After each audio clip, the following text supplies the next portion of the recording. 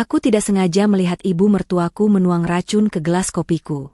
Dengan tangan gemetar, aku menukar gelas itu dengan gelas kopi suamiku.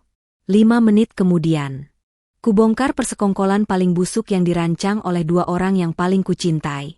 Sebelum ceritanya dimulai, silahkan tulis di kolom komentar dari daerah mana saja teman-teman yang menonton cerita ini. Jangan lupa like dan subscribe agar channel ini bisa semakin berkembang dan bisa mempersembahkan cerita yang lebih menarik lagi. Malam itu, langit Jakarta seolah membentang karpet bludru hitam, dihiasi kerlip bintang yang redup, seolah memberi panggung utama bagi gemerlap lampu kota di bawah. Dari ketinggian lantai 50, restoran angkasa biru menyajikan pemandangan itu secara utuh. Para pelayan bergerak nyaris tanpa suara di atas karpet tebal, melayani tamu-tamu penting yang hadir dengan busana terbaik mereka. Di pusat ruangan, berdiri Nada. Malam ini adalah miliknya. Wanita itu tampak anggun dalam balutan gaun malam berwarna zamrud yang dirancang khusus, senada dengan hijab sutra yang membingkai wajahnya yang berseri. Di usianya yang baru menginjak 32 tahun, ia telah berhasil melakukan hal yang mustahil. Perusahaan rintisan yang ia bangun dari nol, dari garasi rumah kontrakannya 5 tahun lalu, kini resmi dinilai seharga 180 miliar rupiah. Malam ini adalah pesta peresmian kantor pusat baru sekaligus syukuran atas pencapaian luar biasa itu.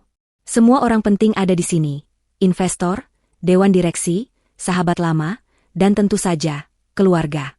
Jantungnya berdebar sedikit lebih cepat dari biasanya. Ini bukan gugup, melainkan luapan kebahagiaan yang membuncah. Ia baru saja menyelesaikan pidato singkatnya. Ia masih bisa merasakan hangatnya pelukan Dimas, suaminya, beberapa saat lalu. Pria itu berdiri di sisinya selama pidato, menggenggam tangannya erat. "Aku bangga padamu, sayang," bisik Dimas tepat di telinganya, cukup keras untuk didengar beberapa tamu di meja depan, membuat mereka tersenyum maklum.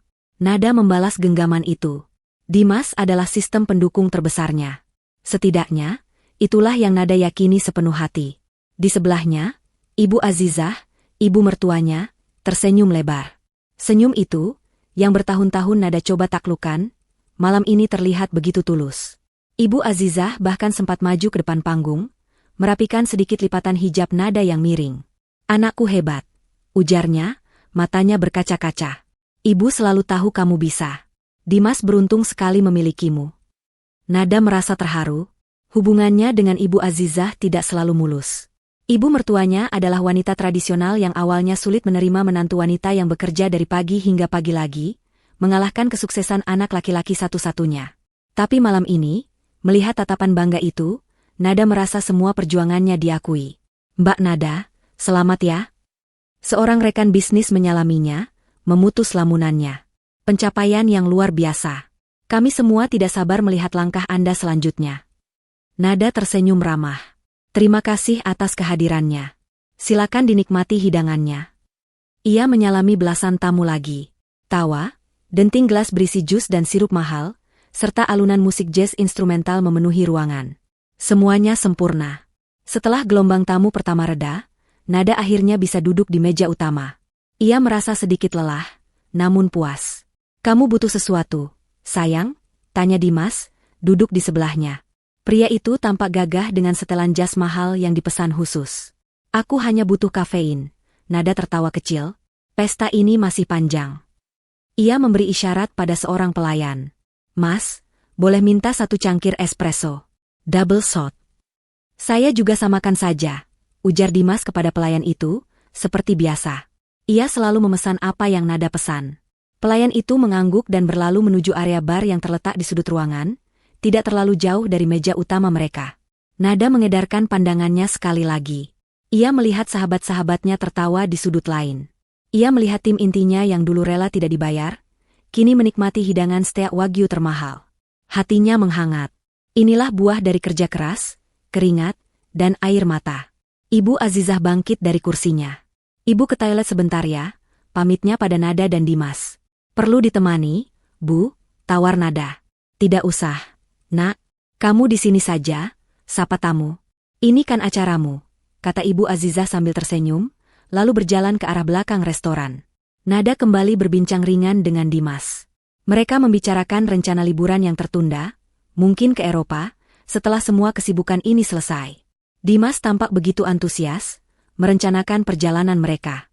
Nada bersandar di kursinya, merasa rileks untuk pertama kalinya setelah berbulan-bulan tegang mengejar target valuasi. Matanya menatap kosong ke meja di depannya, mengagumi rangkaian bunga anggrek yang indah di tengah meja. Di sebelah rangkaian bunga itu, berdiri gelas jus delima miliknya yang masih terisi setengah. Iseng, ia memperhatikan pantulan ruangan di permukaan gelas jusnya yang melengkung. Pantulan itu buram, namun cukup jelas menangkap gerakan di area bar. Ia melihat pelayan tadi sedang meletakkan 2 cangkir espresso di atas nampan perak.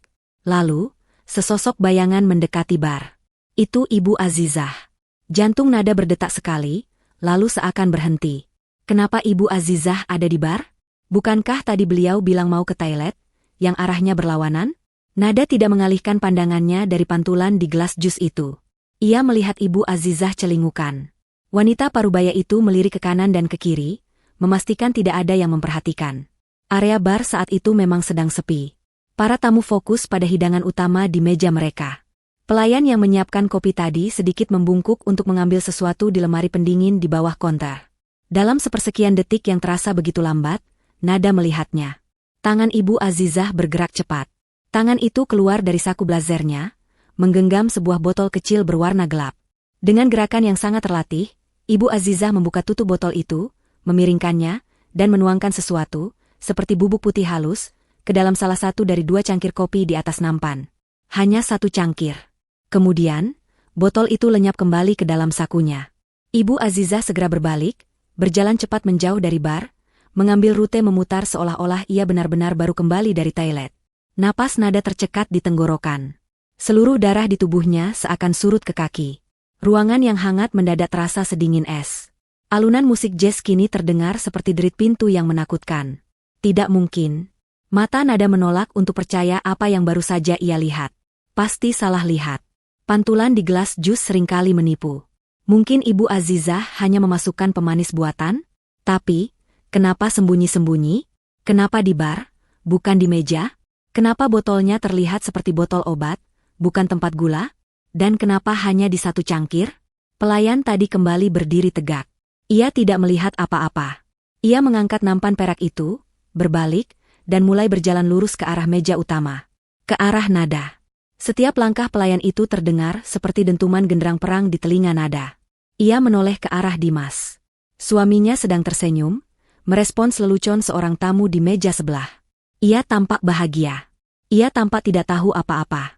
Nada menoleh ke arah Ibu Azizah, yang kini sudah kembali duduk manis di kursinya, seberang meja dari Nada. Wanita itu menatap lurus ke arah Nada. Senyumnya masih ada di sana, senyum bangga seorang ibu mertua. Tapi kini, di mata Nada, senyum itu terlihat ganjil. Ada kilat aneh di matanya, sebuah antisipasi yang dingin. Seolah-olah, Ibu Azizah sedang menunggu sesuatu. Pelayan itu semakin dekat. 5 langkah lagi. 4 langkah. Nada merasakan tenggorokannya kering. Keringat dingin mulai terbentuk di pelipisnya, di balik hijabnya. Pikirannya berpacu. Apa yang harus ia lakukan? Menjerit? Menuduh ibu mertuanya di depan semua orang? Mereka akan menganggapnya gila. Mereka akan bilang kesuksesan telah membuatnya stres dan paranoid. Ini adalah malam kemenangannya. Ia tidak bisa menghancurkannya dengan skandal yang belum tentu terbukti. Silakan, Ibu Nada. Bapak Dimas. Suara pelayan itu terdengar sopan. Pelayan itu meletakkan nampan di meja. Ia mengambil 1 cangkir kopi. Cangkir yang tadi dituangi bubuk oleh Ibu Azizah. Dan ia meletakkannya dengan hati-hati. Tepat di depan Nada. Cangkir kedua, yang bersih, diletakkan di depan Dimas. Terima kasih, suara Nada terdengar serak. Ia menatap cairan hitam pekat di depannya. Aroma kopi yang biasanya ia sukai, kini berbau seperti kematian. Dunia Nada menyempit. Fokusnya kini hanya pada cangkir keramik putih di depannya. Cangkir itu tampak biasa saja. Panasnya menguapkan aroma espresso yang kuat. Di permukaannya, terlihat lapisan cerema tipis berwarna coklat keemasan. Tidak ada tanda-tanda bubuk aneh. Tidak ada yang berbeda. Namun, Nada tahu. Ia melihatnya dengan mata kepalanya sendiri, meski hanya melalui pantulan. Cangkir itu adalah ancaman. Jantungnya berdebar begitu kencang, hingga ia takut Dimas bisa mendengarnya.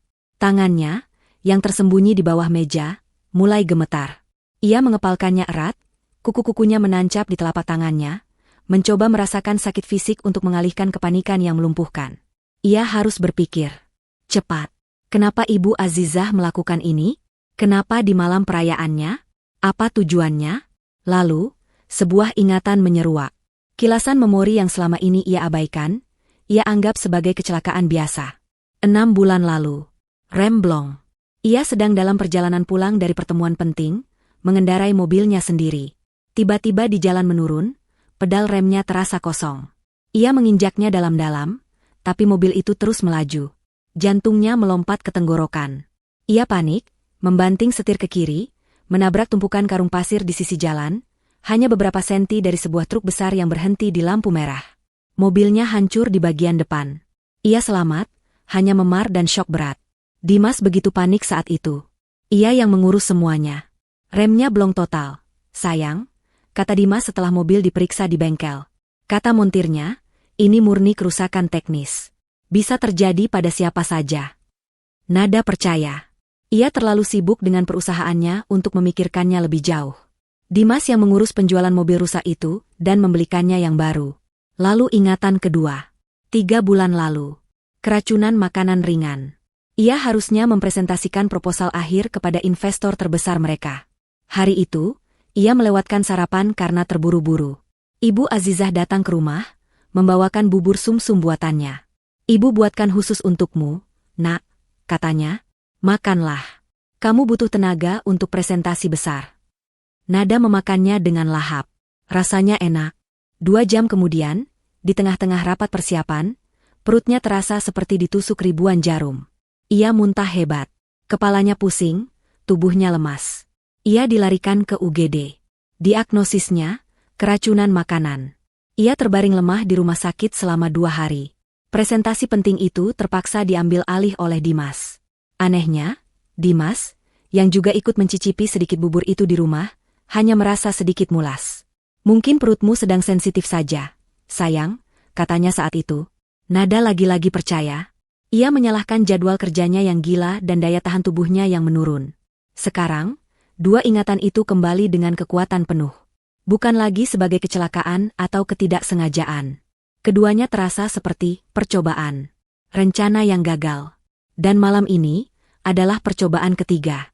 Napas Nada menjadi pendek-pendek. Ia mengangkat matanya dari cangkir kopi. Ia menatap Ibu Azizah. Wanita itu sedang menatapnya balik. Intens. Senyum di wajahnya sudah sedikit luntur, berganti dengan ekspresi menunggu. Mata mereka bertemu. Ibu Azizah tidak berkedip. Dalam tatapan itu, Nada tidak lagi melihat kebanggaan seorang ibu. Ia melihat ular yang sedang menunggu mangsanya mematuk umpan. Nada kemudian menoleh pada Dimas. Suaminya sedang asyik membalas pesan di ponselnya, mungkin ucapan selamat dari teman-temannya. Ia tampak santai. Apa dia terlibat? Apakah Dimas tahu rencana ibunya? Hati Nada terasa perih memikirkannya. Pria yang ia cintai, yang ia anggap sebagai mitranya. Ayo diminum kopinya, Nada. Suara Ibu Azizah memecah keheningan di meja mereka. Suaranya terdengar biasa saja, tapi bagi Nada, itu adalah perintah. Nanti keburu dingin, tidak enak.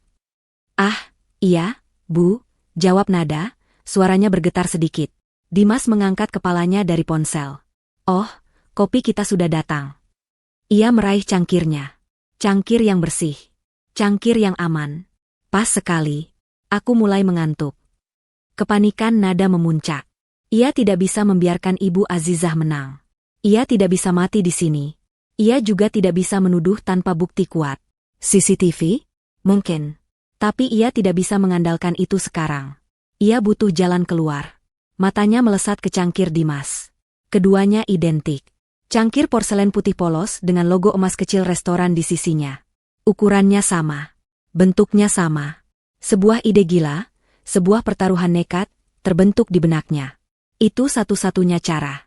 Ia harus menukar gelas itu. Tapi bagaimana? Keduanya sedang menatapnya. Ibu Azizah mengawasinya seperti elang. Dimas baru saja meletakkan ponselnya dan siap meminum kopinya. Nada harus menciptakan pengalih perhatian. Sesuatu yang cukup besar untuk membuat kedua orang itu mengalihkan pandangan mereka, walau hanya sedetik. Ia meraih tas tangannya yang mahal, yang ia letakkan di kursi kosong di sebelahnya. Sebuah tas bermerek yang ia beli sebagai hadiah untuk dirinya sendiri. Tas itu cukup berat.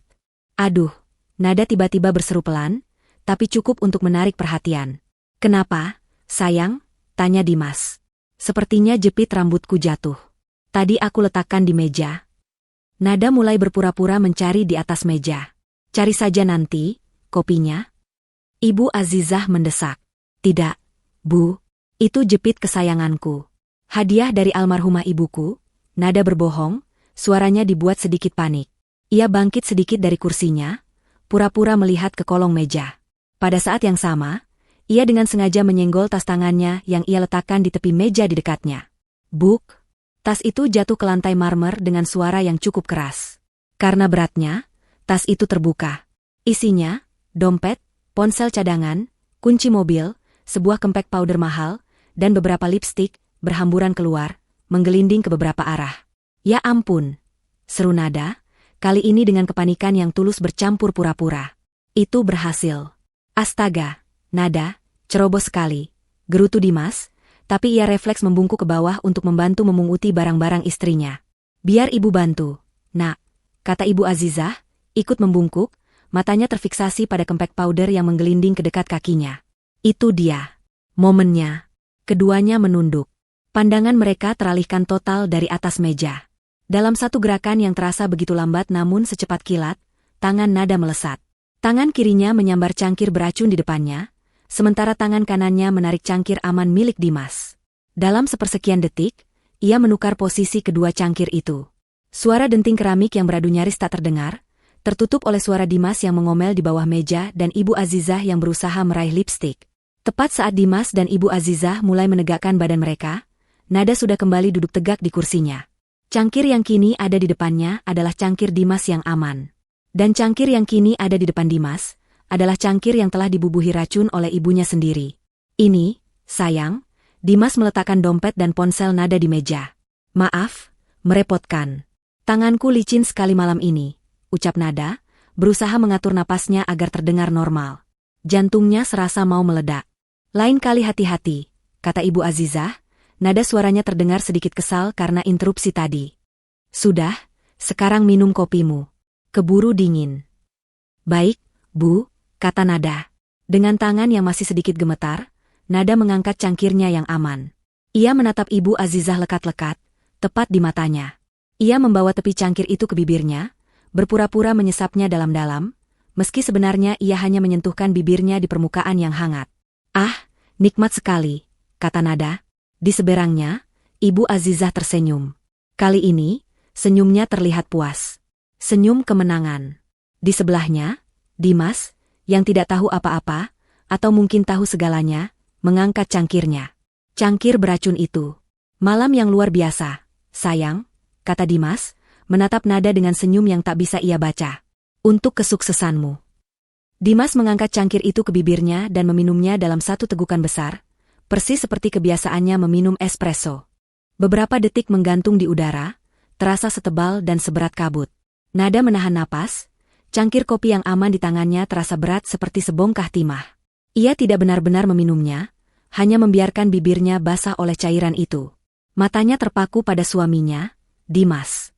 Di seberangnya, Ibu Azizah juga mengawasinya. Tapi ibu mertuanya itu tidak melihat ke arah Dimas. Ia mengawasi Nada. Menunggu. Menunggu menantunya itu roboh. Senyum puas di wajah Ibu Azizah adalah hal paling mengerikan yang pernah Nada lihat. Dimas berdeham setelah menelan habis kopinya. Kopinya sedikit aneh malam ini. Pahitnya beda, komentarnya sambil meletakkan cangkir itu kembali ke cawannya. Jantung Nada serasa berhenti berdetak. Apakah racunnya bekerja secepat itu? Ibu Azizah tertawa kecil, tawa yang terdengar tegang. "Itu namanya espresso double shot, Dimas. Tentu saja pahit," katanya, seolah menenangkan. Tapi matanya tidak pernah lepas dari Nada. "Bagaimana, Nada? Kamu suka kopinya?" Nada memaksakan senyum. "Sangat kuat, Bu. Persis seperti yang aku butuhkan." Waktu terasa merayap. 5 detik. 10 detik. Nada bisa merasakan tatapan Ibu Azizah yang mulai bingung. Kenapa menantunya tidak bereaksi? Harusnya sudah ada sesuatu. Dimas kembali beralih ke ponselnya, membalas satu pesan lagi. Lalu, ia mengerutkan kening. Ia meletakkan ponselnya. "Kamu tidak apa-apa, Mas?" tanya Nada, Suaranya ia usahakan setenang mungkin. Tidak tahu, jawab Dimas. Tiba-tiba kepalaku pusing sedikit. Mungkin karena tegang seharian ini. Ia memijat pelipisnya. Ibu Azizah kini mengalihkan pandangannya pada Dimas, sedikit jengkel karena perhatiannya teralih. Kamu itu kurang istirahat saja, ujarnya. 1 menit berlalu. Para tamu di meja lain masih tertawa dan berbincang. Musik jazz masih mengalun. Semuanya normal, kecuali di meja utama itu. Dimas mulai terbatuk. Awalnya hanya batuk kering sekali 2 kali, seperti membersihkan tenggorokan. Permisi, katanya. Ia meraih gelas air putih di depannya dan meminumnya. Tapi batuk itu tidak berhenti. Batuk itu malah semakin menjadi kering, kasar, dan dalam. Kamu baik-baik saja? Nada bertanya lagi, nadanya kini berisi kekhawatiran yang dibuat-buat. Uhuk, aku tidak tahu. Dimas terengah. Ia melonggarkan dasi kupu-kupu yang terasa mencekiknya. Wajahnya mulai memerah karena menahan batuk.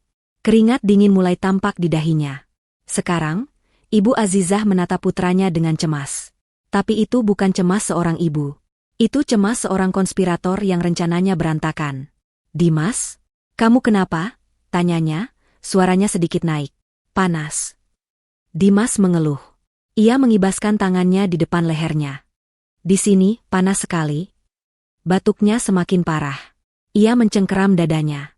Matanya mulai membelalak. Bukan lagi karena pusing, tapi karena panik. Ia tidak bisa bernapas. Setiap tarikan napasnya berbunyi seperti desisan yang menyakitkan. Dimas.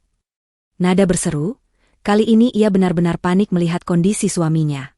Aku sesak napas. Dimas megap-megap. Wajahnya yang tadi memerah kini berubah pucat pasi. Pucat seperti mayat.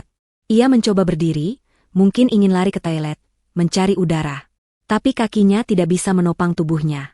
Ia terhuyung. Para tamu di meja terdekat mulai memperhatikan. Tawa mereka berhenti. Tolong. Nada berteriak. Ibu Azizah membeku di kursinya. Wajahnya menunjukkan kengerian absolut. Dia tidak lagi menatap Nada.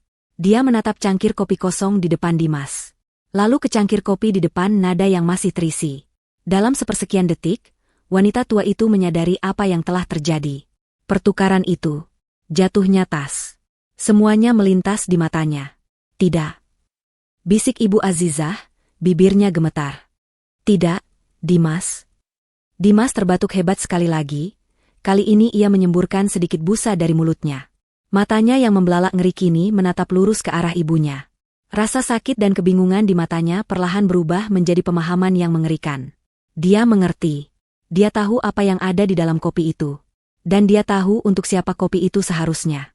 Ibu. Dimas terengah, suaranya nyaris tak terdengar, lebih seperti desisan penuh rasa sakit. Dia mengangkat tangannya yang gemetar, jarinya menunjuk lurus ke arah ibunya, Ibu Azizah. Seluruh restoran kini terdiam. Musik berhenti. Semua mata tertuju pada mereka.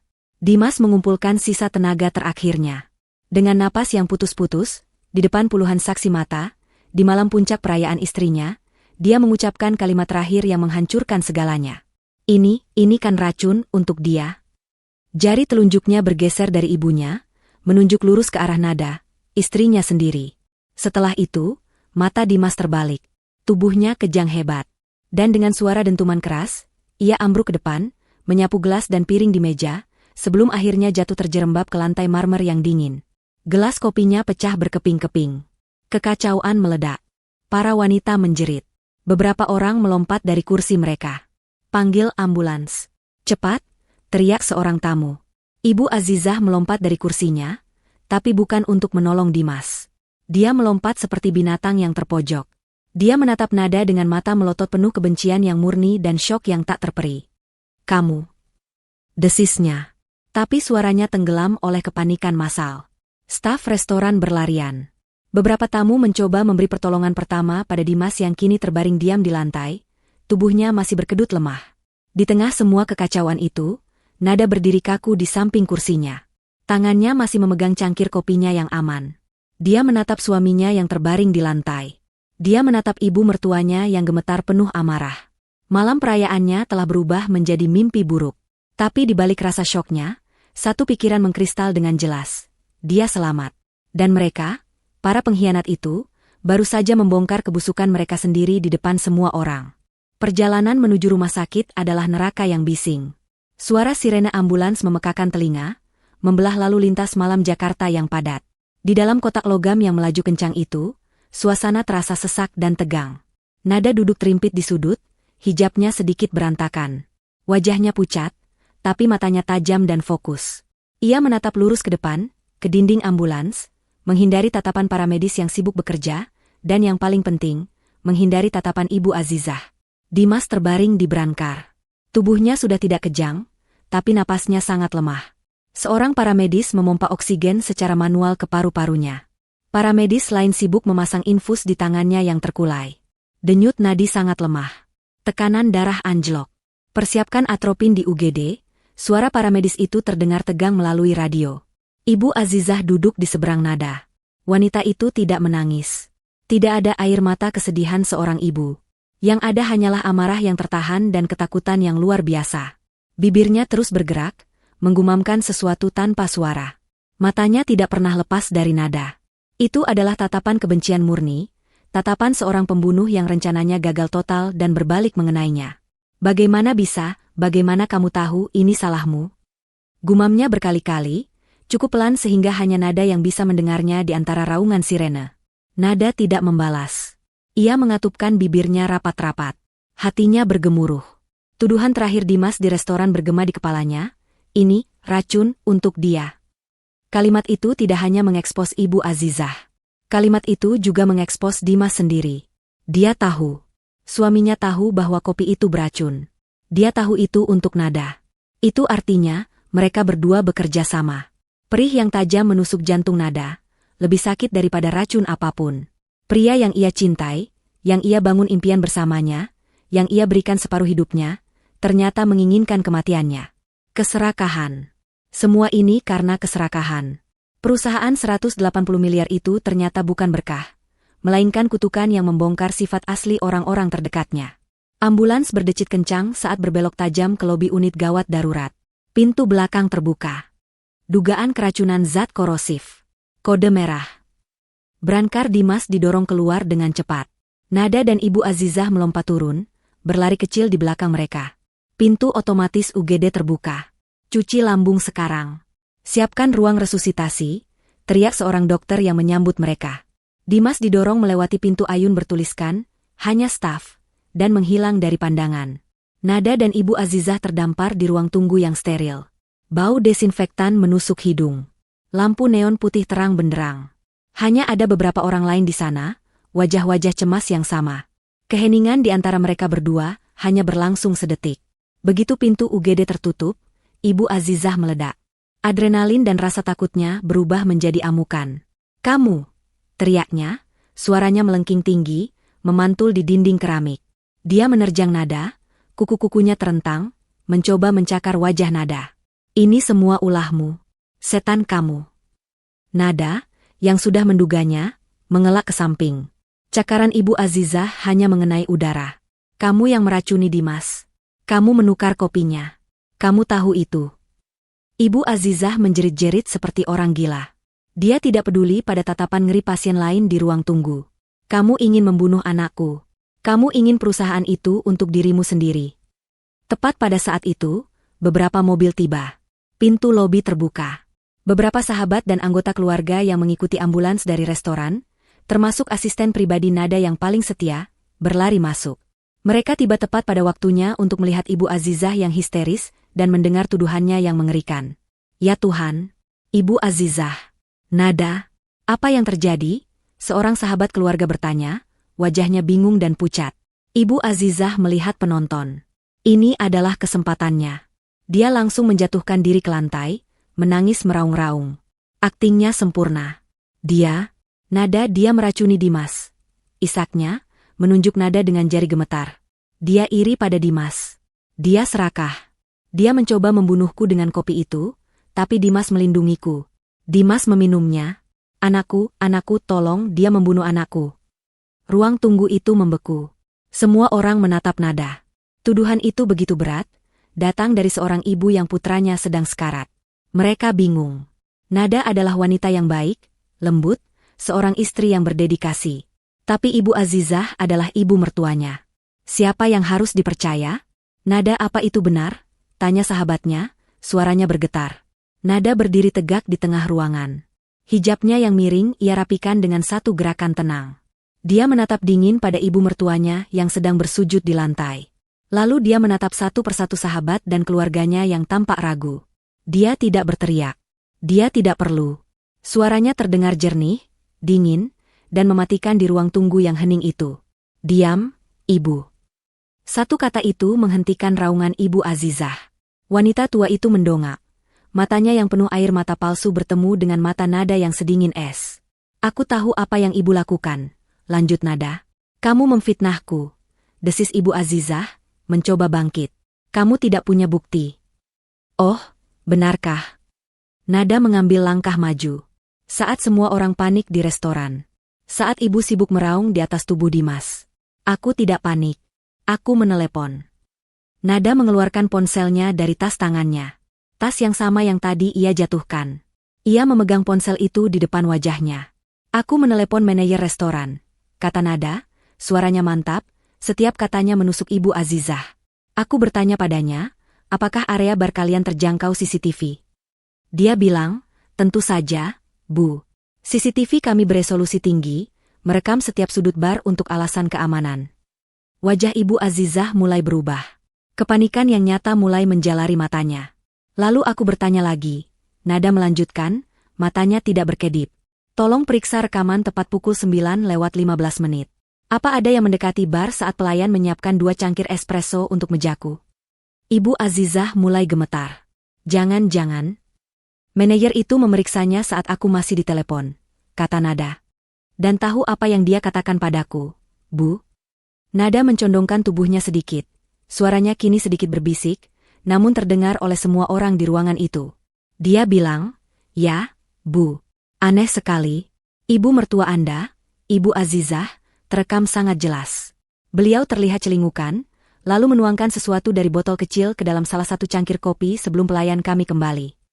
Wajah Ibu Azizah langsung pucat pasi. Lebih pucat dari Dimas saat di ambulans tadi. Seluruh darah seakan tersedot dari wajahnya. Kekuatannya lenyap. Aktingnya sirna. Tuduhannya menguap di udara. Dia ambruk kembali ke kursi ruang tunggu, tubuhnya gemetar hebat. Dia tidak lagi histeris. Dia ketakutan setengah mati. Para sahabat dan keluarga yang tadi menatap Nada dengan ragu, kini berbalik menatap Ibu Azizah. Tatapan mereka berubah dari kebingungan menjadi kengerian, lalu menjadi jijik. Nada meluruskan tubuhnya, menyimpan kembali ponselnya. Dia telah memenangkan ronde ini. Tepat saat itu, pintu ayun UGD terbuka. Seorang dokter keluar, wajahnya lelah dan serius. Keluarga Bapak Dimas? Tanyanya. Ibu Azizah mencoba berdiri, tapi kakinya lemas. Nada melangkah maju. Saya istrinya. Dokter itu menatap Nada. Kami berhasil menstabilkannya, tapi kondisinya kritis. Kami sudah melakukan cuci lambung. Zat yang kami temukan sangat kuat. Ini jelas bukan keracunan makanan biasa. Ini percobaan pembunuhan. Lampu neon di koridor rumah sakit berdengung pelan, satu-satunya suara yang menemani Nada di jam-jam tergelap menjelang fajar. Ia tidak duduk di ruang tunggu UGD yang ramai. Ia berada di ruang tunggu pribadi di lantai eksekutif, ruangan yang ia dapatkan berkat statusnya sebagai donatur besar rumah sakit itu. Disinilah ironi itu terasa paling menusuk. Uang yang ia hasilkan, yang menjadi motif percobaan pembunuhannya, kini memberinya kenyamanan saat ia mencerna pengkhianatan itu. Dimas telah dipindahkan ke ruang ICU. Kondisinya stabil namun kritis, dalam keadaan koma yang diinduksi secara medis untuk membiarkan tubuhnya melawan racun. Seorang petugas keamanan yang disewa Nada, bukan dari rumah sakit, berdiri di depan pintu kamar Dimas. Bukan untuk melindunginya, tapi untuk memastikan dia tidak kabur, dan tidak ada seorang pun, terutama Ibu Azizah, yang bisa masuk untuk membungkamnya. Ibu Azizah sendiri berada di lantai bawah, di ruang tunggu umum. Setelah bukti CCTV diungkapkan, taktiknya berubah. Dia tidak lagi menuduh Nada secara agresif. Dia kini memainkan peran sebagai ibu yang bingung dan hancur, yang tidak mengerti apa-apa, dan mengklaim manajer restoran pasti salah lihat. Dia mengklaim dia hanya mencoba menambahkan gula diet ke kopi Nada atas permintaan Nada sendiri. Kebohongan yang lemah, tapi cukup untuk menimbulkan keraguan di antara keluarga yang tidak tahu apa-apa. Tapi Nada tidak membuang waktu untuk drama keluarga. Saat Ibu Azizah meraung di UGD, Nada tidak hanya menelepon manajer restoran. Dia melakukan 2 panggilan telepon krusial lainnya. Pertama, ke pengacara perusahaannya. Kedua, ke kepala tim investigasi swasta yang perusahaannya gunakan untuk uji tuntas. Saya mau Anda geledah semuanya. Suara Nada terdengar dingin dan tanpa emosi di telepon beberapa jam lalu. Saya mau tim Anda menyisir rumah saya, terutama ruang kerja pribadi Dimas. Saya mau Anda retas rekening banknya jika perlu. Saya mau tahu kenapa. Malam ini juga. Dan sekarang, hasilnya mulai masuk. Ponselnya bergetar di pangkuannya. Sebuah pesan aman terenkripsi dari kepala investigator. Isinya sebuah tautan ke folder digital yang dilindungi kata sandi. Nada membukanya di laptopnya. Jantungnya berdebar, bukan karena takut, tapi karena amarah yang dingin dan menusuk. Folder pertama berjudul, Hutang. Nada membukanya. Layarnya dipenuhi dengan puluhan dokumen. Tagihan kartu kredit yang tertunggak, dengan nominal ratusan juta rupiah. Surat peringatan dari pinjaman online ilegal. Dan yang terburuk, tangkapan layar dari beberapa situs judi online internasional. Ratusan transaksi, ribuan dolar dalam semalam, semuanya kalah. Dimas, suaminya yang terlihat suportif dan puas, ternyata adalah seorang penjudi kelas kakap. Dia telah menghabiskan semua uangnya sendiri, semua tabungannya, dan sekarang dia terlilit hutang yang begitu besar hingga mengancam nyawanya. Nada memandangi angka totalnya. Miliaran. Dia berhutang miliaran rupiah kepada lintah darat. Mereka pasti mengancam akan melukainya. Mengancam akan mendatangi Nada. Dan Dimas, alih-alih mengaku pada istrinya, memilih jalan lain. Folder kedua berjudul, Azizah. Investigator itu bergerak lebih jauh. Dia melacak aliran dana dari rekening Dimas. Ternyata, selama setahun terakhir, bahkan sebelum hutang judinya menggila, Dimas secara rutin mentransfer uang dalam jumlah besar ke rekening pribadi ibunya. Bukan uang untuk kebutuhan sehari-hari, tapi uang untuk kemewahan. Tagihan tas bermerek, liburan ke luar negeri, cicilan apartemen mewah yang Ibu Azizah beli atas namanya sendiri. Ibu Azizah telah hidup dari kemurahan hati Nada, melalui tangan putranya. Sekarang semuanya masuk akal. Ibu Azizah bukan hanya ibu yang membabi buta membela putranya. Dia adalah kaki tangan. Dia tahu kesuksesan Nada adalah sumber uang mereka. Tapi dia juga takut. Investigator menemukan email antara Dimas dan ibunya. Dimas mengaku tentang hutangnya. Ibu Azizah panik. Dia takut gaya hidup mewahnya akan sirna. Dia takut Nada akan menceraikan Dimas jika tahu kebenarannya. Mereka berdua terpojok. Keserakahan Ibu Azizah bertemu dengan keputusasaan Dimas. Lalu Nada membuka folder ketiga. Folder yang membuatnya mual. Judulnya, Perencanaan. Investigator telah membobol brankas pribadi Dimas di ruang kerjanya. Di dalamnya, tersimpan sebuah dokumen yang baru dibuat 3 minggu lalu. Surat wasiat terakhir, Nada Almira. Nada mengunduh dokumen itu. Tangannya gemetar saat membacanya. Dokumen itu menyatakan, dengan bahasa hukum yang rapi, bahwa jika Nada meninggal dunia karena sebab apapun, seluruh aset pribadinya, termasuk 70% saham pengendali di perusahaan senilai 180 miliar itu, akan jatuh sepenuhnya ke tangan suami tercinta, Dimas Haryanto. Tidak sepeser pun untuk Amal, tidak sepeser pun untuk keluarga jauhnya. Semuanya untuk Dimas. Dan di halaman terakhir, ada tanda tangannya. Tanda tangan Nada. Itu palsu, bisik Nada pada dirinya sendiri. Itu adalah pemalsuan yang sangat baik. Cukup baik untuk mengelabui bankir atau pengacara yang tidak teliti. Tapi dia tahu itu bukan guratannya. Dia tidak pernah menandatangani ini. Remblong. Keracunan makanan. Itu adalah percobaan pertama dan kedua. Mereka gagal. Valuasi 180 miliar itu diumumkan minggu lalu. Pesta malam ini adalah puncaknya. Para lintah darat pasti memberi Dimas tenggat waktu. Dia harus mendapatkan uang itu sekarang. Pesta perayaan itu menjadi malam eksekusi yang sempurna bagi mereka. Di depan umum, di tengah keramaian. Siapa yang akan menyangka?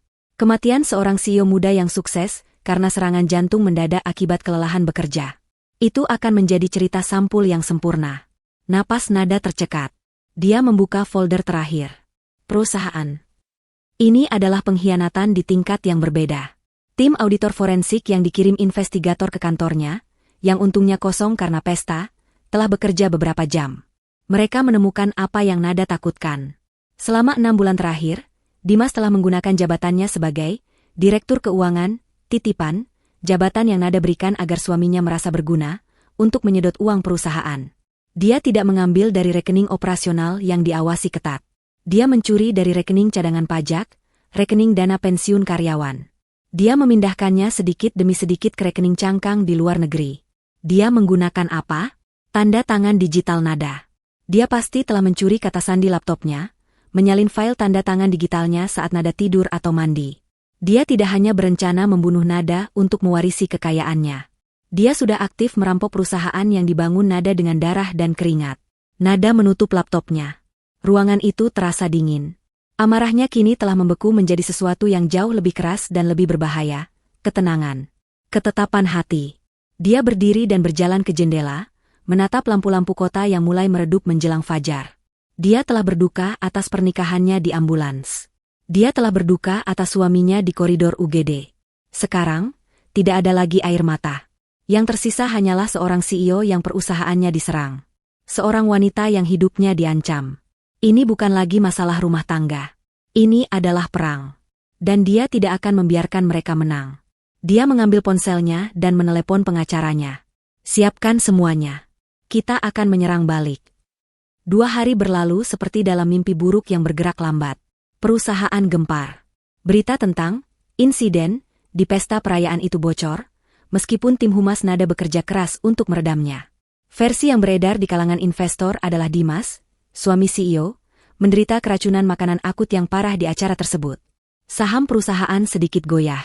Kecemasan mulai menyebar di antara para pemegang saham. Mereka membutuhkan kepastian. Nada tidak muncul di kantor. Dia juga tidak mengunjungi Dimas. Dia mengunci diri di sebuah hotel mewah dengan nama samaran, didampingi oleh tim hukum, tim investigasi, dan asisten pribadinya. Di rumah sakit, Dimas sudah sadar dari koma. Dia lemah, tenggorokannya sakit parah akibat selang, tapi dia bisa bicara. Dan dia bicara. Tentu saja, dia bicara dengan ibunya dan pengacaranya.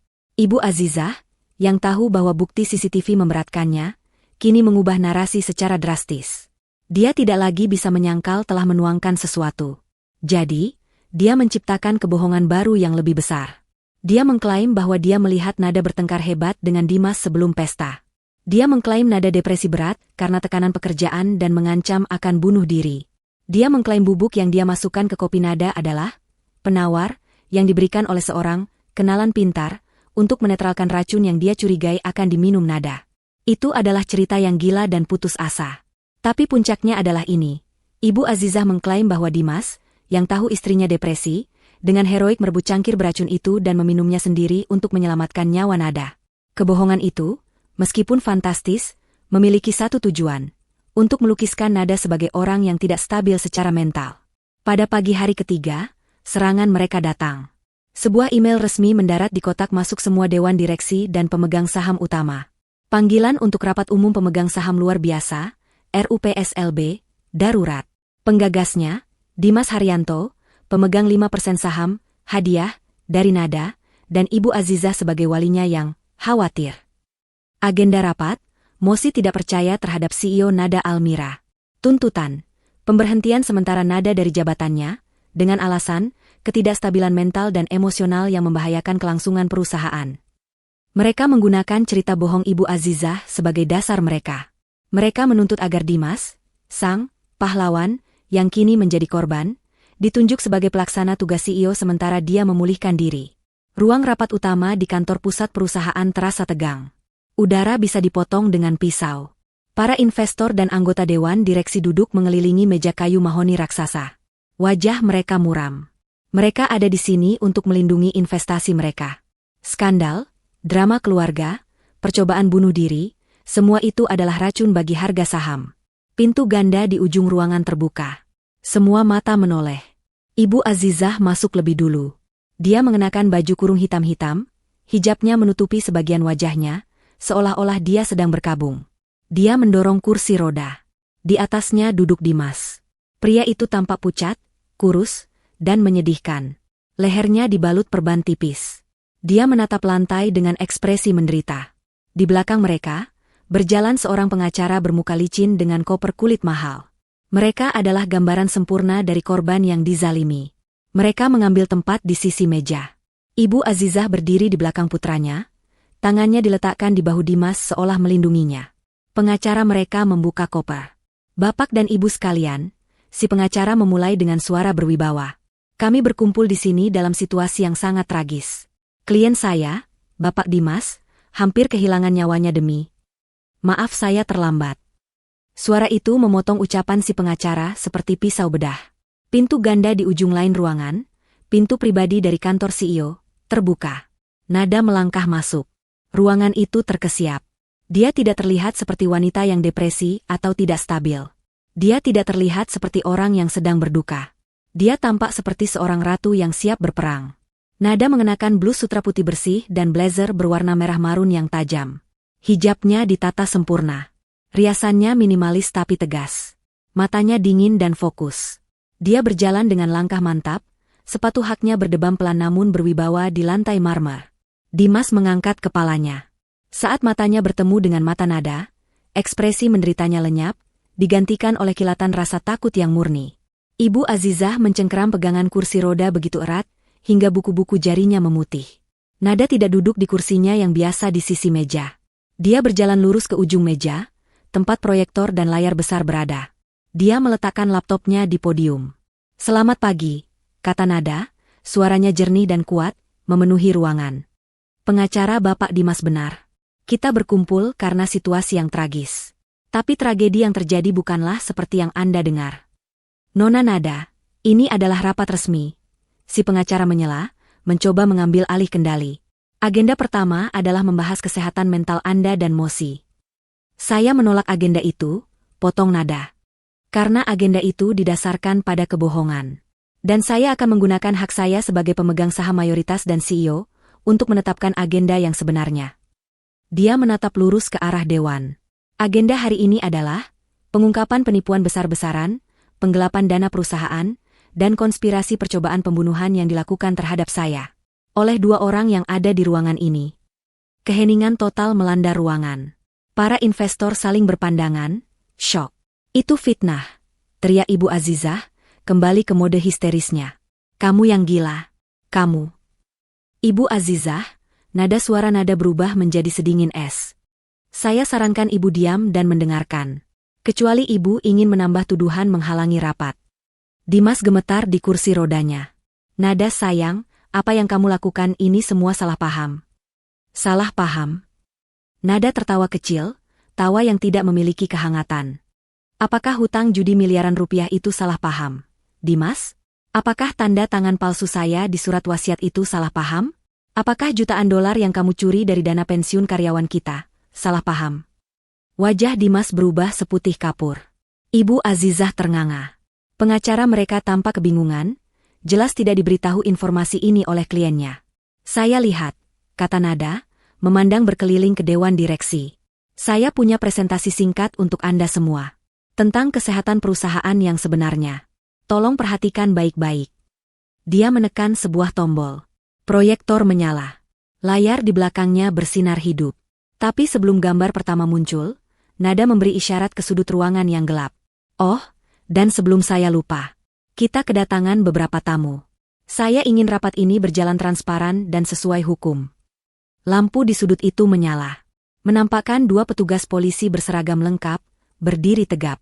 Di samping mereka, seorang pria berkacamata dengan setelan abu-abu rapi melangkah maju, membawa koper yang identik dengan koper pengacara Dimas. "Perkenalkan," kata Nada. "Ini adalah petugas dari Kepolisian Daerah, Divisi Kejahatan Ekonomi. Dan pria di samping mereka adalah auditor forensik independen yang saya sewa." Ibu Azizah menjerit pelan dan mundur selangkah, menabrak dinding. Dimas mulai terbatuk-batuk, kali ini benar-benar panik. "Sekarang," kata Nada, membalikan badan ke layar. "Mari kita mulai presentasinya. Babak pertama, restoran." Dia menekan tombol lagi. Di layar raksasa itu, muncul rekaman CCTV dari bar restoran, jernih, tajam, dan diperbesar. Menampilkan wajah Ibu Azizah dengan sangat jelas saat dia menuangkan bubuk dari botol kecil ke dalam cangkir kopi. Ruang rapat itu hening seketika. Rekaman CCTV yang jernih, yang diputar di layar raksasa, seolah membekukan semua orang di kursi mereka. Wajah Ibu Azizah yang celingukan, tangannya yang lincah menuang bubuk dari botol kecil, dan senyumnya yang ganjil setelahnya, semua terekam tanpa celah. Di kursi rodanya, Dimas gemetar hebat. Pengacaranya adalah yang pertama pulih dari keterkejutan. Keberatan. Seru pengacara bermuka licin itu, melompat berdiri. Suaranya memecah keheningan yang mencekam. Ini tidak bisa diterima. Rekaman ini diperoleh secara ilegal. Ini pelanggaran privasi klien saya. Ini tidak ada hubungannya dengan agenda rapat. Nada bahkan tidak menoleh padanya. Ia menatap lurus ke dewan direksi, yang wajahnya kini pucat pasi. Agenda rapat ini, kata Nada dengan suara dingin yang membelah, adalah tentang ketidakstabilan yang membahayakan perusahaan. Dan saya setuju. Ada ketidakstabilan yang parah. Tapi bukan dari saya. Ia menekan tombol di laptopnya. Video tadi baru permulaan. Itu gula diet. Ibu Azizah tiba-tiba menjerit. Ini adalah satu-satunya alibi yang tersisa. Saya sudah bilang. Itu gula diet khusus untuk Nada. Dia memang memintanya. Dia berbohong. Gula diet? Nada mengulang kata itu tanpa ekspresi. Baik. Mari kita asumsikan itu gula diet. Ia lalu beralih ke pria berkacamata di sudut. Pak Auditor, apakah Anda menemukan transaksi pembelian gula diet dalam laporan keuangan Pak Dimas? Atau mungkin penawar racun? Auditor itu menggeleng. Tidak, Ibu Nada. Tapi kami menemukan hal lain. Kalau begitu, mari kita beralih ke bukti nomor 2, kata Nada. Saya menyebut bagian ini, bakti seorang suami. Layar kembali berubah. Kali ini, yang muncul adalah rekaman CCTV dari sebuah bank. Bukan bank di dekat kantor atau rumah mereka, tapi sebuah bank kecil di pinggir kota. Stempel waktu menunjukkan rekaman itu diambil seminggu sebelum pesta. Sosok Dimas terlihat jelas di depan konter teller. Dia tidak terlihat sakit. Dia terlihat sehat, bugar, dan terburu-buru.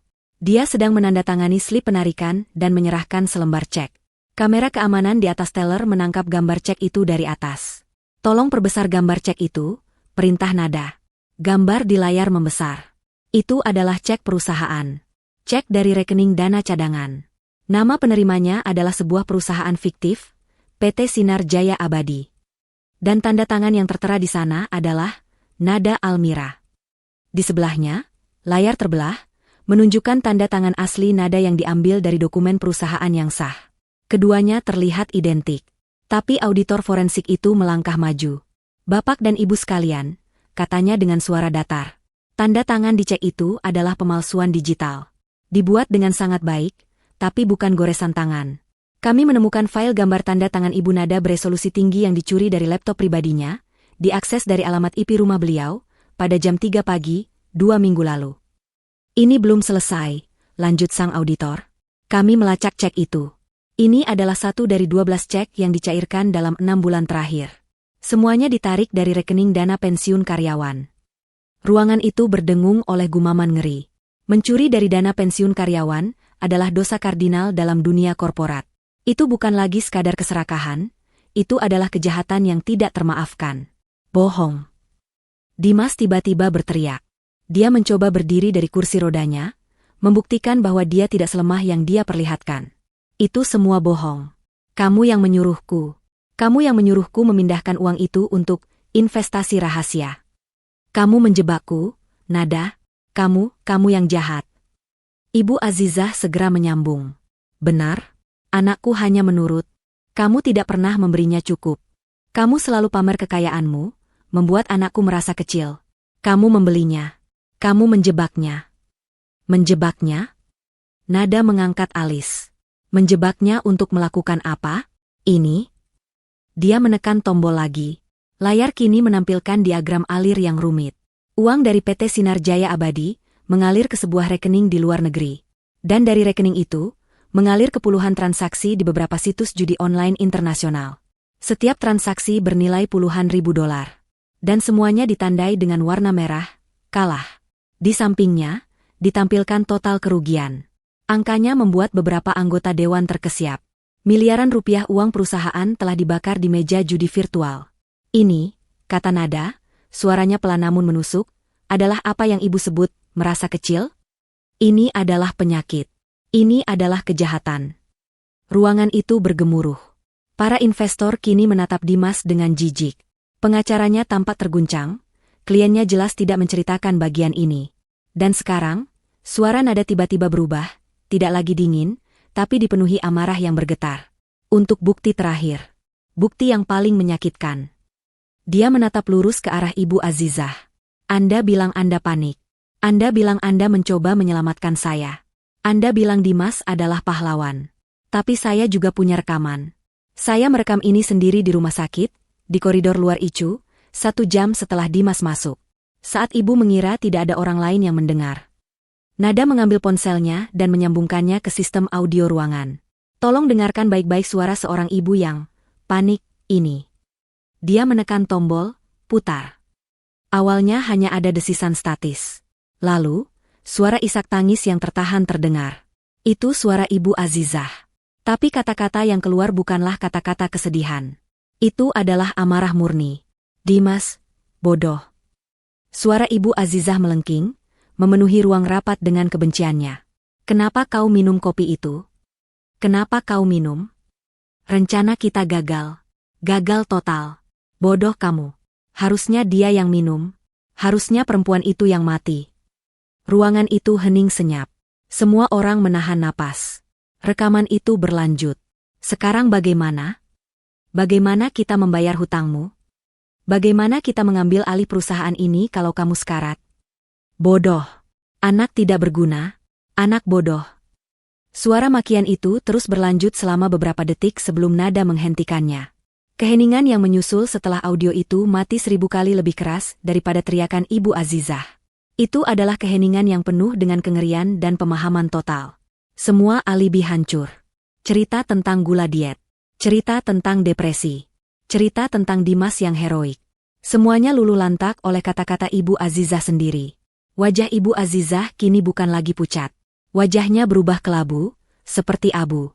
Dia menatap speaker di dinding seolah itu adalah hantu. Dia telah divonis oleh suaranya sendiri. Keheningan di ruang rapat itu pecah. Bukan oleh teriakan, tapi oleh suara satu orang yang berdiri. Salah satu investor tertua, seorang pria bijaksana yang telah mendukung nada sejak awal, menggebrak meja dengan kepalan tangannya. Cukup.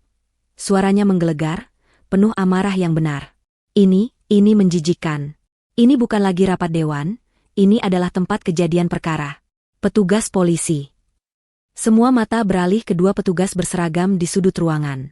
Mereka, yang sedari tadi berdiri diam seperti patung, kini bergerak maju dengan langkah pasti. Mereka berjalan melewati meja, langsung menuju Ibu Azizah. Tidak. Bisik Ibu Azizah, matanya melotot ngeri. Realitas akhirnya menamparnya.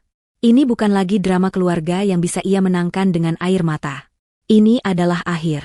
Ibu Azizah, kata petugas pertama dengan suara tegas, Anda kami tahan atas dugaan keterlibatan dalam percobaan pembunuhan berencana dan persekongkolan untuk melakukan penipuan. Petugas itu menarik tangan Ibu Azizah ke belakang. Saat itulah wanita tua itu meledak. Dia tidak lagi berakting. Dia menjerit seperti binatang yang terjebak. Tidak. Lepaskan saya. Saya tidak bersalah. Dia yang jahat. Dia menjebak kami. Dia meronta-ronta dengan liar saat borgol perak itu berbunyi, klik, di pergelangan tangannya. Dimas. Dimas, lakukan sesuatu. Katakan pada mereka. Dimas. Dimas, melihat ibunya ditangkap, melihat petugas kedua kini berbalik dan berjalan ke arahnya, merasakan gelombang adrenalin yang dipicu oleh rasa takut murni.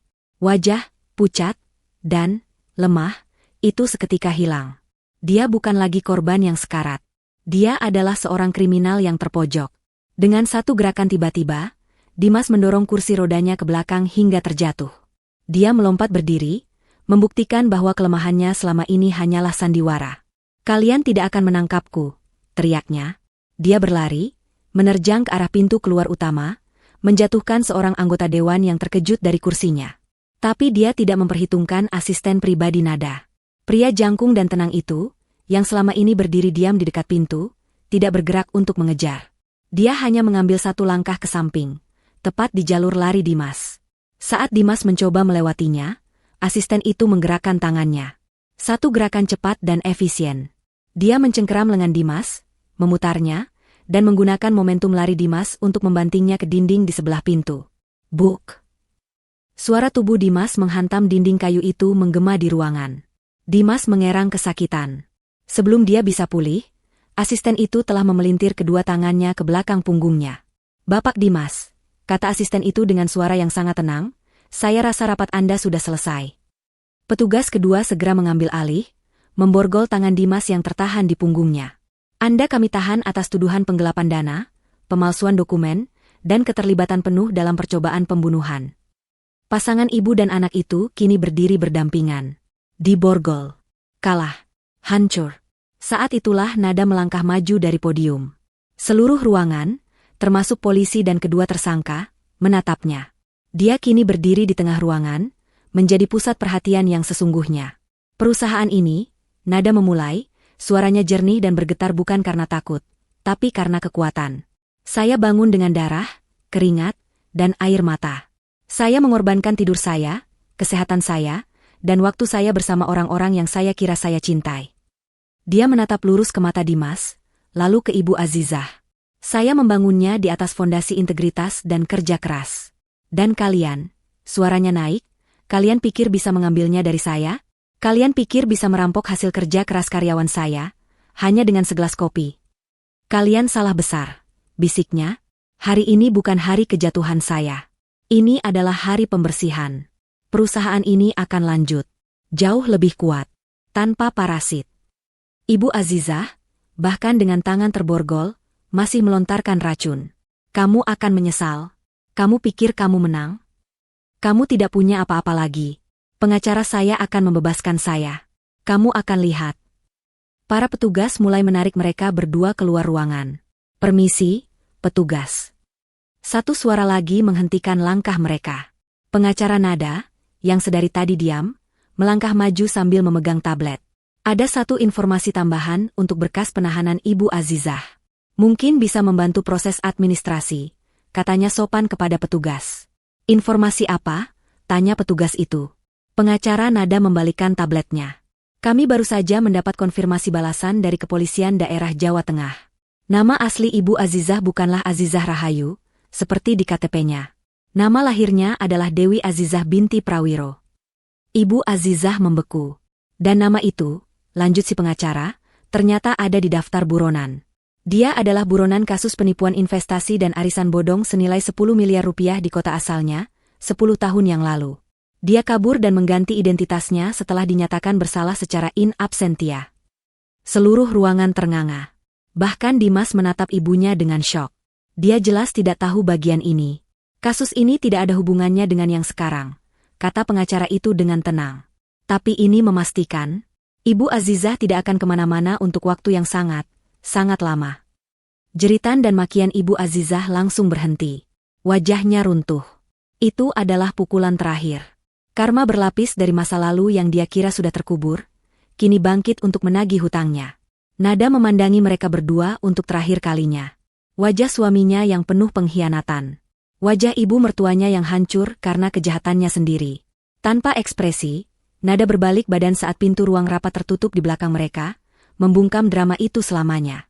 Berita itu meledak seperti bom atom di dunia bisnis dan media sosial. Keesokan paginya, setiap portal berita, setiap surat kabar, setiap program gosip televisi, tidak membicarakan hal lain. Judul-judul utamanya bombastis, CEO 180M nyaris dibunuh suami dan mertua serakah. Skandal kopi racun, pengkhianatan di pesta perayaan. Mertua buronan kasus penipuan, suami gelapkan dana pensiun karyawan.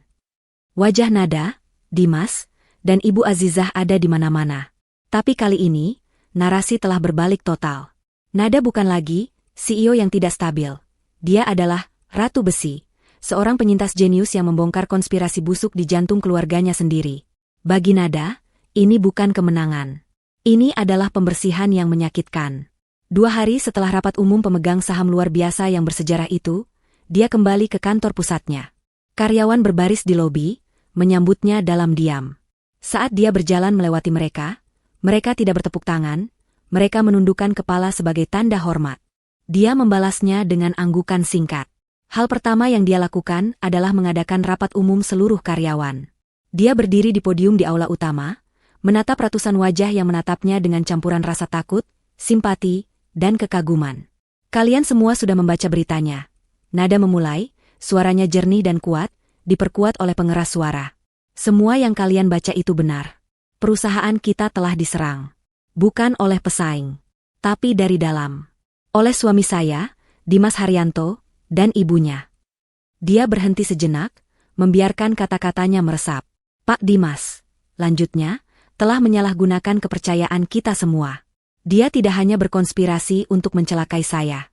Dia telah mencuri dari kalian. Dia telah menggelapkan dana dari rekening pensiun karyawan. Suara desahan ngeri kolektif terdengar di seluruh aula. Saya tidak akan mentolerir ini, kata Nada. Pagi ini, tim auditor independen telah menyelesaikan pemeriksaan awal mereka. Saya di sini untuk mengumumkan bahwa dana yang hilang, setiap rupiahnya, akan saya ganti secara pribadi dari aset saya. Dana pensiun kalian aman. Kali ini, tepuk tangan membahana. Tapi Nada mengangkat tangannya, menghentikan mereka. Tapi, katanya, kepercayaan adalah mata uang kita yang paling berharga. Dan kepercayaan itu telah dilanggar, tidak hanya oleh satu orang. Dia menatap ke barisan manajer yang berdiri di sisi ruangan. Hasil audit menemukan ada 3 orang di Departemen Keuangan yang, baik secara sengaja ataupun karena kelalaian besar, telah membantu melancarkan aksi Pak Dimas. Mereka memvalidasi cek palsu, mengabaikan tanda bahaya, dan memalsukan laporan bulanan untuk menutupi jejaknya. Nada menyebutkan 3 nama itu dengan lantang. 3 manajer itu membeku, wajah mereka pucat pasi. Kalian bertiga, kata Nada, silakan kemasi barang-barang pribadi kalian. Keamanan akan mengantar kalian keluar gedung. Kalian dipecat, efektif saat ini juga. Tidak ada drama. Tidak ada bantahan. Ketiga orang itu hanya menunduk malu dan berbalik. Berjalan keluar ruangan di bawah tatapan ratusan rekan kerja mereka. Nada telah mengirimkan pesan yang jelas, era lama yang penuh kelonggaran dan kepercayaan buta telah berakhir. Integritas adalah harga mati. Setelah rapat, Nada kembali ke kantornya, yang terasa asing. Foto-foto pernikahannya dengan Dimas yang dulu menghiasi meja dan dinding, sudah tidak ada. Asistennya telah membersihkan semuanya. Di mejanya, sudah menunggu pengacara pribadinya. Saya mau cerai. Segera, kata Nada, bahkan sebelum dia duduk. Saya tidak mau melihat wajahnya lagi, bahkan di pengadilan jika memungkinkan. Kita akan urus itu, Nada, kata pengacaranya. Dia tidak punya pijakan hukum sama sekali. Kita akan menuntutnya atas semua kerugian material. Saya tidak peduli dengan uangnya, potong Nada. Uang yang dia curi dari perusahaan akan kita kejar. Tapi untuk harta Gonogini, saya tidak mau 1 sen pun hartanya yang berlumur hutang judi itu. Saya hanya mau dia enyah dari hidup saya. Batalkan surat wasiat palsu itu hari ini. Pastikan dia tidak bisa menghubungiku atau perusahaanku dengan cara apapun. Tutup bab ini. Bulan-bulan berikutnya adalah proses hukum yang melelahkan. Gugatan cerai Nada dikabulkan dengan cepat. Karena bukti penipuan dan percobaan pembunuhan yang jelas, pengadilan membatalkan semua hak Dimas atas harta bersama. Dia kehilangan segalanya dalam sekejap. Tapi proses pidanalah yang menjadi tontonan nasional.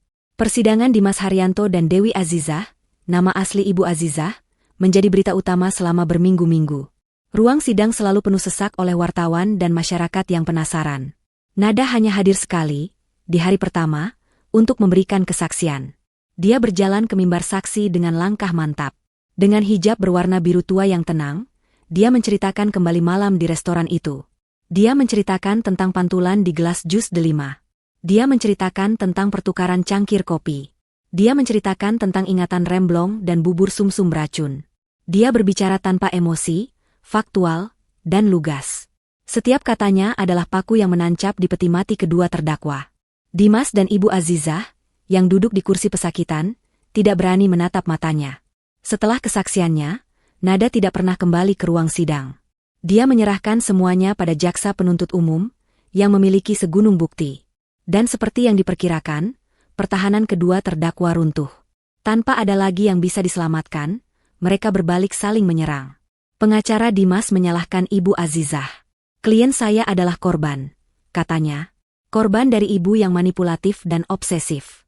Klien saya putus asa karena hutang, dan ibunya menawarkan jalan keluar yang mengerikan ini. Klien saya tidak pernah berniat membunuh. Bohong.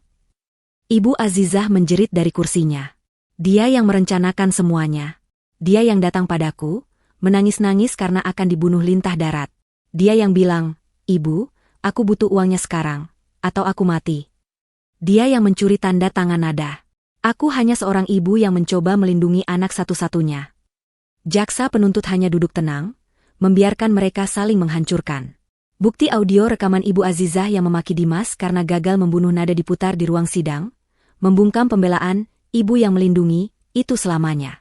Bukti forensik tanda tangan palsu dan jejak digital judi online menghancurkan citra anak yang tersesat. Akhirnya, hari putusan tiba. Ruang sidang tegang. Nada tidak hadir. Dia sedang memimpin rapat dewan di kantornya, membahas ekspansi perusahaan ke pasar Asia Tenggara. Dia akan mendengar beritanya nanti. Hakim ketua mengetukkan palu.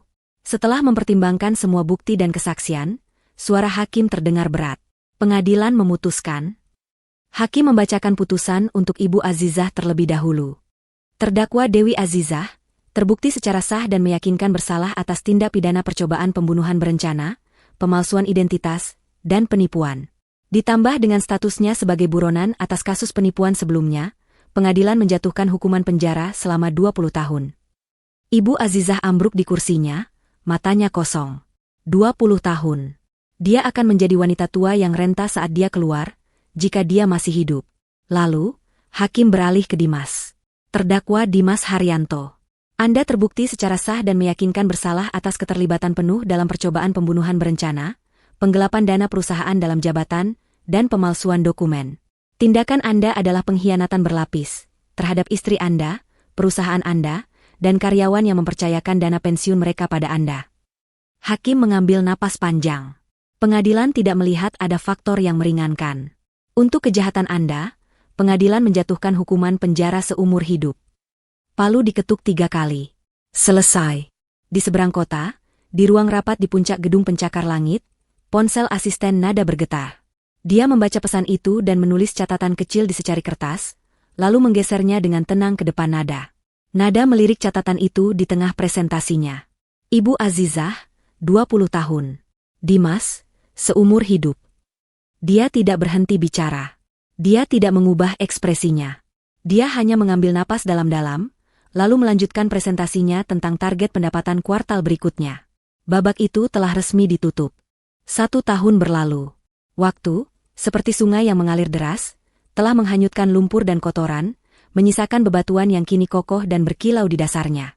Perusahaan yang dulu bernilai 180 miliar, yang nyaris hancur karena skandal internal, kini berdiri lebih megah dari sebelumnya.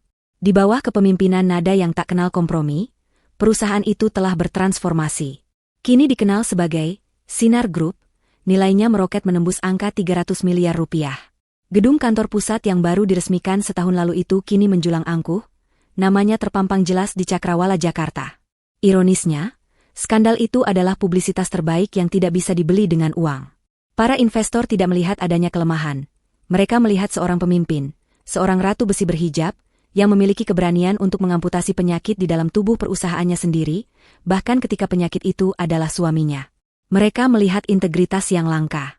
Saham perusahaan melonjak begitu berita penangkapan itu menyebar. Integritas ternyata bernilai 120 miliar rupiah. Nada sendiri telah berubah. Dari luar, dia masih sama. Wanita anggun dengan hijab yang tertata rapi, senyum yang tenang, dan mata yang jernih. Tapi dari dalam, sesuatu telah mengeras. Bukan menjadi pahit, tapi menjadi baja. Kepercayaan yang dulu ia berikan dengan mudah, kini harus didapatkan. Dia menjadi lebih jeli, lebih tegas, namun anehnya, juga lebih pemurah. Dia mengerti betapa cepatnya hidup bisa direnggut, dan dia tidak akan membuang-buang waktu lagi. Sore itu, di sebuah hotel bintang 5 yang berbeda, Nada baru saja turun dari panggung. Dia tidak sedang merayakan perusahaannya. Dia baru saja secara resmi meluncurkan sebuah yayasan filantropi baru, Yayasan Pelita Harapan. Di depan ratusan tamu dan media, dia memberikan pidato yang menggugah. Banyak orang di luar sana yang hidupnya hancur karena penipuan. Katanya, suaranya mantap.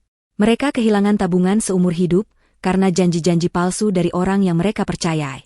Mereka adalah korban keserakahan. Yayasan ini didirikan untuk mereka. Media langsung menangkap maknanya. Tanpa menyebut satu nama pun, Nada telah memberikan sindiran telak, sebuah pembalasan karma yang elegan, untuk Ibu Azizah. Yayasan itu secara khusus mendedikasikan dananya untuk membantu korban penipuan investasi dan arisan bodong, persis seperti kejahatan yang telah dilakukan ibu mertuanya di masa lalu. Nada menggunakan kekayaan yang coba direbut darinya untuk memperbaiki kerusakan yang disebabkan oleh orang-orang seperti Ibu Azizah. Itu adalah langkah seorang ratu. Setelah acara peluncuran yang sukses itu, malam harinya, Nada merasa perlu menutup satu lingkaran terakhir. Dia tidak pulang. Dia tidak pergi ke tempat baru. Dia menelepon asisten pribadinya yang setia, Rian, dan dua sahabat lamanya yang benar-benar bertahan melewatinya badai. "Temani aku makan malam," katanya. "Ada satu tempat yang harus kita datangi." Pukul 8 malam. Restoran Angkasa Biru. Tempat itu masih sama. Lampu gantung kristal yang sama. Pemandangan kota yang sama gemerlapnya. Musik jazz yang sama mengalun lembut. Para staf, dari manajer hingga pelayan, langsung mengenali Nada saat dia melangkah masuk. Tapi kali ini, tatapan mereka berbeda. Bukan lagi sekadar tatapan pada tamu VIP. Itu adalah tatapan penuh hormat, hampir kekaguman. "Selamat malam, Ibu Nada."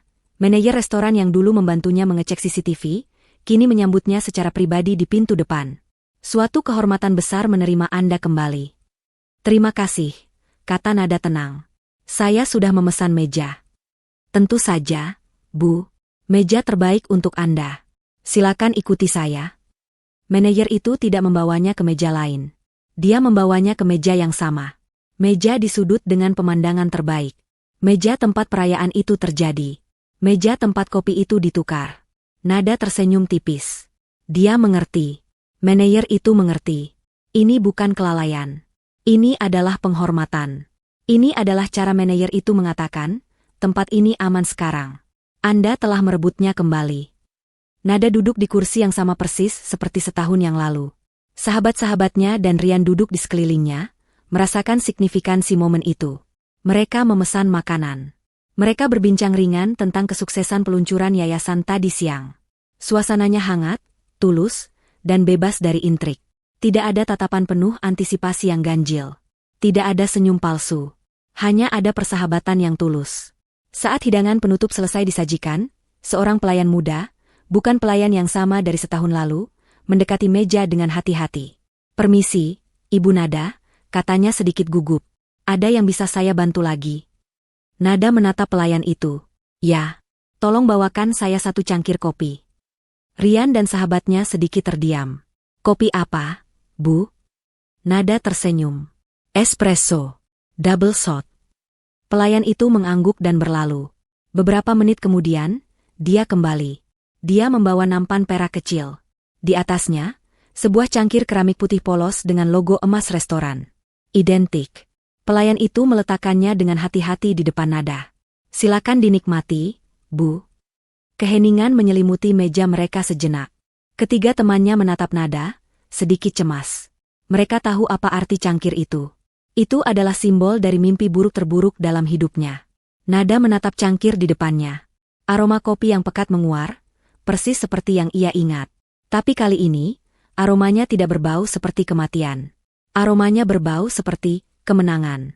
Dia melihat pantulan lampu gantung di permukaan cairan hitam pekat itu. Dia teringat pantulan di gelas jus delima setahun yang lalu. Dia teringat rasa panik yang melumpuhkan. Dia teringat wajah Dimas yang terbatuk. Dia teringat teriakan Ibu Azizah. Kenangan itu muncul, tetapi tidak lagi menyakitkan. Itu hanyalah fakta. Bagian dari sejarahnya. Bagian dari fondasi baja yang kini menopang hidupnya. Dengan tangan yang mantap, tanpa sedikit pun gemetar, Nada mengangkat cangkir kopi itu. Dia tidak ragu-ragu. Dia tidak menoleh ke kanan atau ke kiri. Dia menatap lurus ke depan, ke pemandangan kota yang terbentang di balik kaca, kota yang telah ia taklukkan. Dia membawa tepi cangkir itu ke bibirnya. Dan dia meminumnya. Rasa pahit dan kuat dari espresso itu langsung menyebar di lidahnya. Hangat, nikmat, dan yang terpenting, aman. Nada meletakkan kembali cangkirnya yang kini setengah kosong. Dia bersandar di kursinya, senyum tenang dan tulus terkembang di wajahnya. Dia akhirnya bebas. Racunnya telah lama hilang, dan yang tersisa hanyalah kopi. Rian, melihat ketenangan di wajah pemimpinnya, mengangkat gelas jus apelnya. "Untuk Ibu Nada," katanya pelan, suaranya penuh haru. "Wanita terkuat yang pernah saya kenal." Kedua sahabatnya yang lain ikut mengangkat gelas mereka. "Untuk Nada." Nada tersenyum, matanya berkaca-kaca, bukan karena sedih,